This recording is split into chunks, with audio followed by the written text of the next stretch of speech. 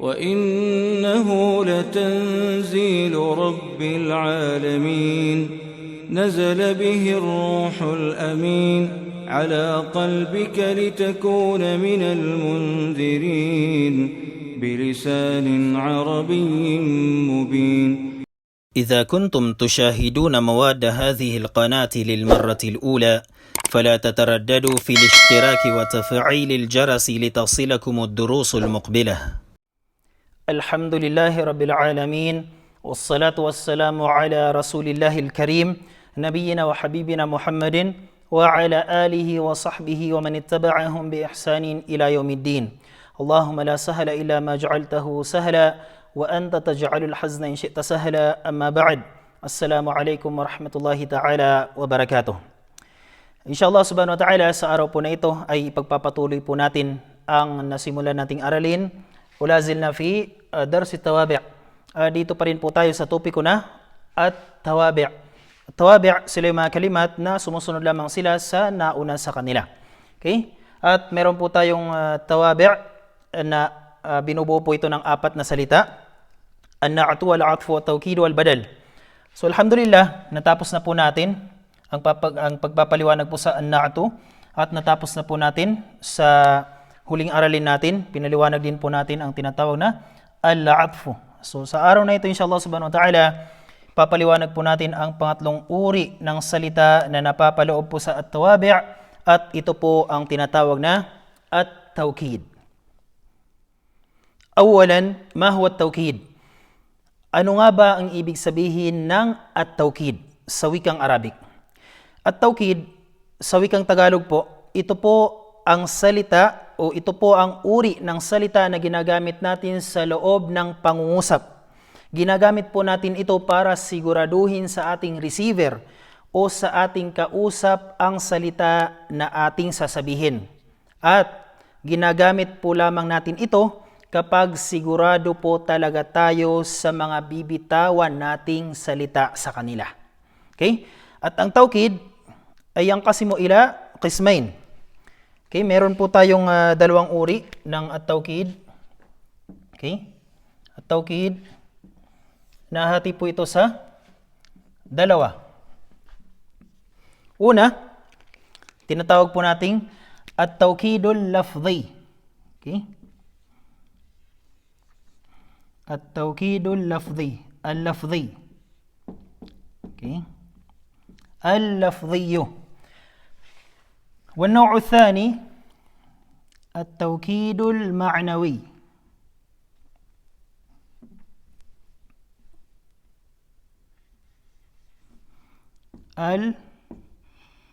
المعنوي. نعم. التوكيد اللفظي والتوكيد المعنوي. Ano nga ba ang ibig sabihin ng التوكيد اللفظي? التوكيد اللفظي نكرر الكلمات فقط. نكرر اللفظ فقط. Ibig sabihin ng at-tawkid al-lafzi, uulitin lamang po natin ang pagbigkas sa salita. Yun po ang ibig sabihin ng at-tawkid al-lafzi. At ang at-tawkid al-lafzi ay pumapasok po ito sa 4 na uri ng salita. Okay? Pwede po siyang pumasok sa isim. Pwede rin po siyang pumasok sa fi'il. Pwede rin po siyang pumasok sa harf. Okay? At pwede po siyang pumasok sa jumla. Naam. Papasok po siya sa 3 uri ng salita. At pang-4 ay pwede po siyang pumasok sa tinatawag na jumla. Isim, ibig sabihin na noun, pangalan. Fi'il, verb or action word. Harf, ito po yung mga letra na meron po silang kahulugan kapag papasok po natin sila sa loob ng pangungusap. Jumla, ibig sabihin ng jumla ay pangungusap. Ibig sabihin, pwede po nating ulitin ang pagbigkas sa isim, imma isman, o fi'lan, o harfan, o jumlatan. So magbibigay po tayo ng halimbawa. Halimbawa po ng isim, kapag sinabi po nating Ja'a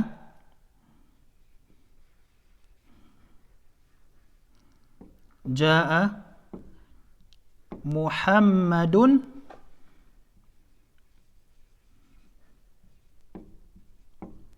Muhammadun. Okay. So nasaan po ang isim dito? Ang isim po dito ay Muhammad. Ito po ay fa'il. Okay? At isim po siya. So inulit po natin ang salitang Muhammad, which is ito po ay isim or pangalan. So ja'a Muhammadun Muhammadun. Ja'a Muhammadun Muhammadun. So ano po ang kahulugan ng pangungusap na ito? Ja'a Muhammadun, big sabihin ay dumating si Muhammad. Nung dinagdagan po natin ng Muhammad, naging tawkidul lafzi po siya. Sinigurado po natin na si Muhammad talaga ang dumating. Hindi si Zaid, hindi si Umar, hindi si Khalid, kundi si Muhammad talaga. Okay? Ja'a Muhammadun Muhammadun. Dumating si Muhammad. Si Muhammad talaga ang dumating. Okay? Ja'a Muhammadun Muhammadun. Si Muhammad talaga ang dumating. Okay? Wala nang iba. Pangalawa, fi'lun. Halimbawa po nito ay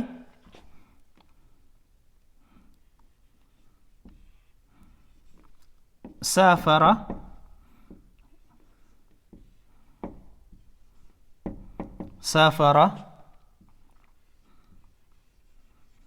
Muhammadun. Okay? Nasaan po ang fi'il dito? Ang fi'ilul madi natin ay ito po, safara. Ito po yung fi'il. Ibig sabihin ng safara ay naglakbay o nag-travel. Okay? So kapag sinabi nating safara Muhammadun, nag-travel si Muhammad. Ngayon, ang ginawa po natin, inulit po natin ang salitang safara, which is fi'il. Siya po ay verb or action word. Okay? Ang inulit po natin dito ay yung gawa. Okay? Kapag sinabi nating safara Muhammadun, ibig sabihin ay nag-travel na talaga si Muhammad. Okay? Ibig sabihin ay nag-travel na talaga siya. So walang pag-aalinlangan na si Muhammad ay nag-travel na talaga. So yan po ang ibig sabihin nito. Tinakid po natin, sinigurado po natin na nakapag-travel na po siya. Okay? Alhamdulillah. Ngayon po ay dito po tayo sa harf. Okay? Sa harf, ito po yung letra na may mga kahulugan po sila kapag pinapasok po natin sa loob ng isang pangungusap. At marami po ang harf. So magbibigay lang po tayo ng isa. Halimbawa po ang harf la. Okay? Harf na la. Which is la an-nafiyah. Okay? La an-nafiyah. Halimbawa, kapag may magtatanong po sa atin na magsasabi na hal turidu hadha shay'a, halimbawa, hal turiduhu, gusto mo ba ang bagay na iyan? Okay? Gusto mo ba ito? Okay? Hal turiduhu, gusto mo ba yan? So halimbawa, kung hindi mo gusto, sasabihin mo, kung sisiguraduhin mo sa kanya na hindi mo talaga gusto,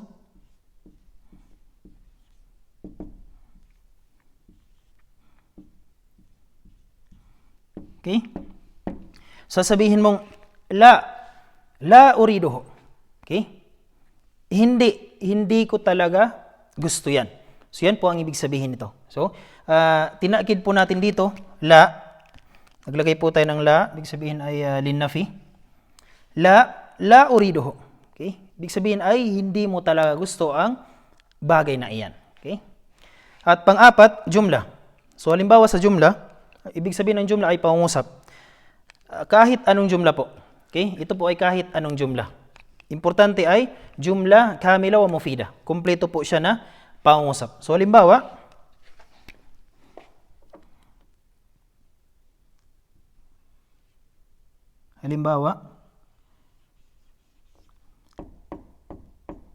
najahtu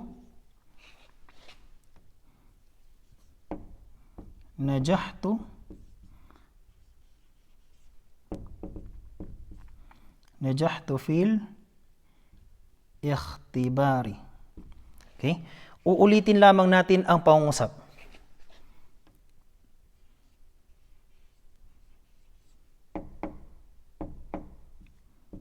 Najahtu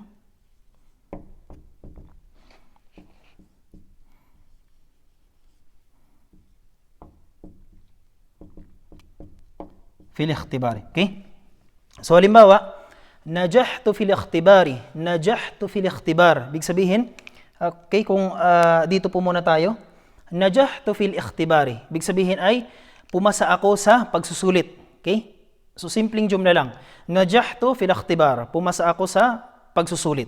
Kapag inulit po natin ito, najahtu fil ikhtibar, najahtu fil ikhtibar. Ibig sabihin ay, sinigurado mo talaga na ikaw ay pumasa sa pagsusulit. Okay? Sinigurado ko na ako ay pumasa sa isang pagsusulit. Najahtu fil ikhtibar, najahtu fil ikhtibar. Okay? So, dito po sa jumla, ay kahit anong jumla po yan, uulitin lamang po natin. Okay? Ulitin lamang po natin ang jumla. So, yan po ang ibig sabihin ng at-tawkidul lafzi. Ulitin natin, at-tawkidul lafzi ay takrarul kalimat. Pag-ulit lamang sa pagbigkas sa mga salita.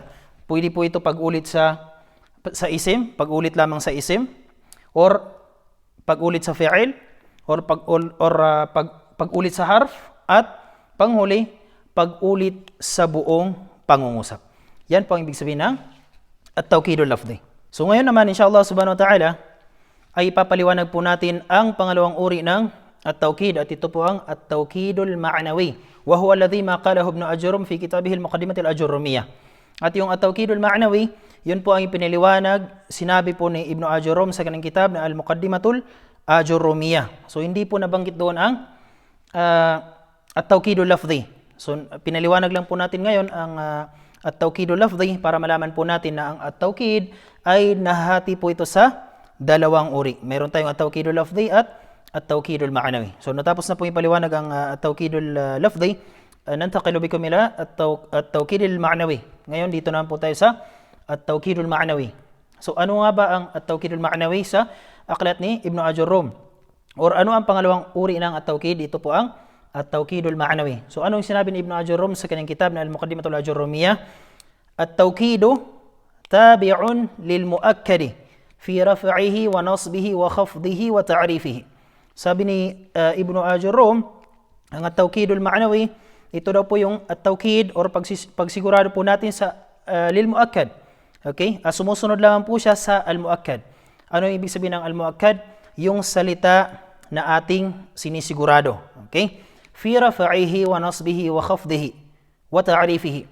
Kung ang muakkad, yung sinisigurado po nating salita ay marfu, ang kanyang pangunahing palatandaan ay dhamma, kailangan ang ating at-tawkidul ma'nawi ay maging dhamma din. Kung ang nauna sa kanya ay fatha, kailangan ito maging fatha. Kung ang nauna po sa kanya ay kasra, kailangan din po itong maging kasra. Pero ito po ay papasok lamang sa al-ma'rifah. Ibig sabihin ng ma'rifah, definite noun. Doon po sa kilala lamang. Okay? Wala pong kasali dito ang an-nakira. So naipaliwanag na po natin yan. Nagbigay po tayo ng mga kalimat na al-ma'arif at pinaliwanag din natin ang an-nakirat. Nagbigay na po tayo niyan sa mga nauna nating lessons. Okay? So, alam na po natin, alhamdulillah, ano ang tawag sa mga salita na nakira, indefinite noun, ano din po ang tawag sa al-ma'rifah or definite noun. Okay? Wa yakunu, sabi niya, wa yakunu bi alfadhin ma'lumah wa hiya an-nafsu wal-'ainu wa kullu wa ajma'u wa tawabi'u ajma'a hiya akta'u wa abta'u wa absa'u. So sabi po ni Ibn Ajurrum, ang at-tawkidul ma'nawi, mayroon lang po tayong special na mga salita na ginagamit po natin dito. Hindi po kagaya sa at-tawkidul lafzi, ulit-ulitin lang po natin ng it's either isim, fi'il, harf, or jumla. Pagdating po sa at-tawkidul ma'nawi, mayroon lang po mga special or partikular na mga salita na gagamitin lamang po natin sa at-tawkidu al-ma'nawi. At yun po ang an-nafsu, okay? Or nafs. Tapos al-ain or ain, naam. At kullu. At ajma'u. Naam. At may mga kapatid po itong ajma'. Okay, meron po siyang mga kapatid. Yun po ang mga kapatid po ng ajma'. Yun po ang akta'u. Okay. Akta'u, abta'u,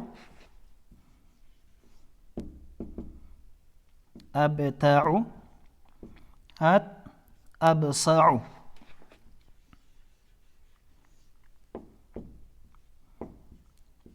at isa lang po ang kanilang kahulugan. Okay? Itong ajma'u, isa lang po ang kanyang kahulugan dito sa akta'u, abta'u, at absa'u. Okay? At lahat po nito sila. Okay? Lahat po nito nila ay isa lang po ang kanilang kahulugan. Depende po sa nauna po sa kanilang salita. Okay? So, halimbawa, nafsu, halimbawa, kapag sinabi po natin,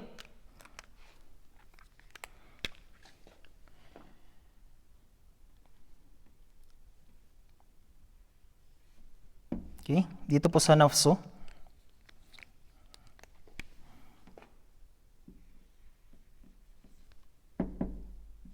halimbawa po niya,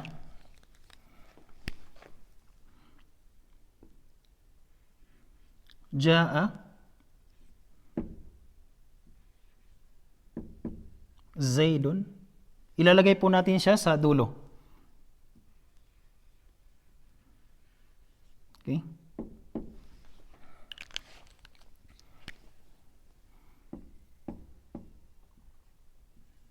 Ja'a Zaidun.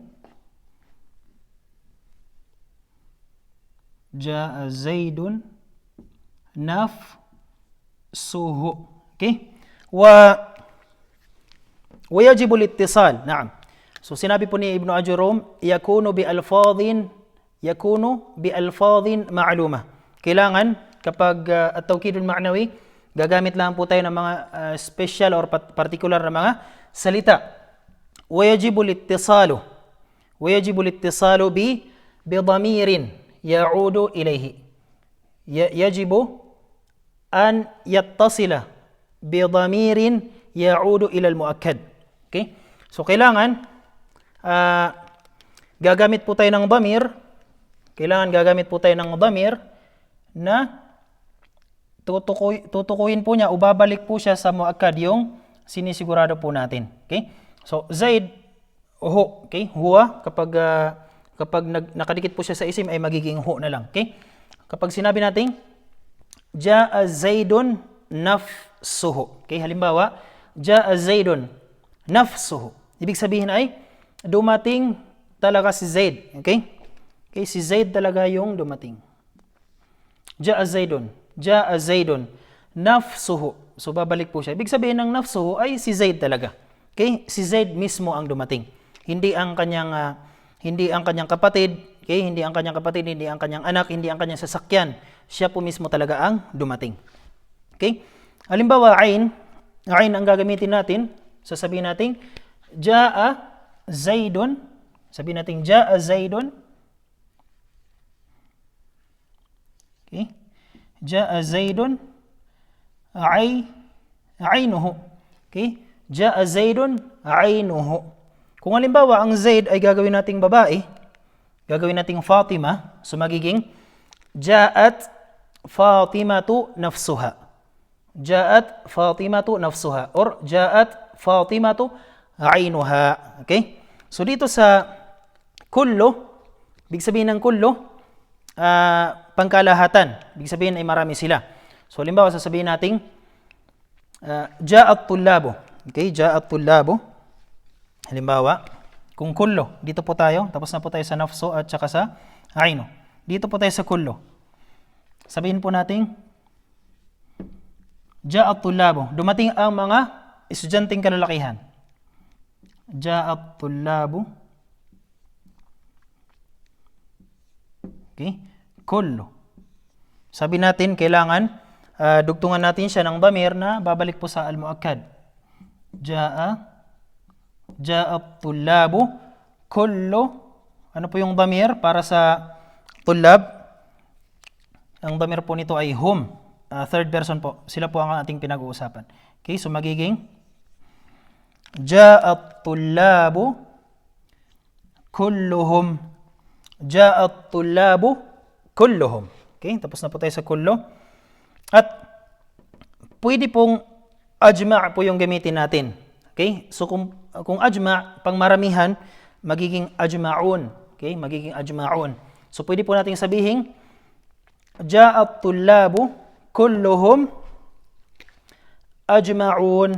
Okay? Ja'at tullabu kulluhum ajma'un. Ajma'un. Okay? Ajma'una. Okay? Ja'a at-tullabu kulluhum ajma'un. At pwede nating dugtungan ng kanyang mga kapatid. Okay? Pwede natin sabihin, Ja'a at-tullabu kulluhum ajma'una akta'una absa'una abta'un. Okay? Pwede natin sabihin, Ja'a at-tullabu kulluhum ajma'un akta'una abta'una absa'un. Okay? Pari-pariho lang po ang kanilang mga kahulugan. Okay? So, lahat po ng jama' na gagamitin natin dito ay pwede po natin gamitan ng kullu, ajma', akta', abta' at absa'. Halimbawa, al-muslimun, al-mu'minun. Sabi natin, ja'al mu'minuna kulluhum ajma'una akta'una abta'una absa'un. Okay? So, alhamdulillah, natapos po natin ang pagpapaliwanag sa aralin natin po sa araw na ito patungkol po sa tinatawag na at-tawkid. At natitira na lamang po sa at-tawabi' ay isang uri na lamang po ng kalima at yun po ang tinatawag na al-badal. At yan po ang ipapaliwanag natin sa susunod na aralin insyaallah subhanahu wa ta'ala. So hanggang dito na lang po muna. Huwag po ninyong kalimutan na mag-review sa lahat ng mga aralin natin mula sa umpisa para hindi po tayo malito at i-review po natin at i-apply po natin insyaallah subhanahu wa ta'ala. At wag din po nating kalimutan na i-share po ang mga aralin natin dito para mas marami po ang matuto at marami po tayo makakuha ng gantimpala insyaallah subhanahu wa ta'ala. Wa ilahuna wassalamu alaikum wa rahmatullahi ta'ala wa barakatuh. إذا كنتم تشاهدون مواد هذه القناة للمرة الأولى فلا تترددوا في الاشتراك وتفعيل الجرس لتصلكم الدروس المقبلة.